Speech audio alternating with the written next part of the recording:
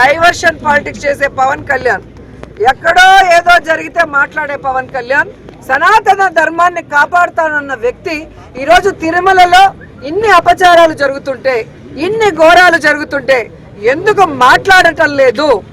ఆ తప్పు చేసిన వాళ్ళని శిక్షించమని ప్రభుత్వాన్ని ఎందుకు నిలదీయలేదని నేను అడుగుతున్నాను. ఇదేనా నీ చిత్తశుద్ధి? నీకు నీ అన్నకి పదవులు ఇచ్చేసి ప్యాకేజీలు ఇచ్చేస్తే నీ నోరు పెగలదని నేను అడుగుతున్నాను.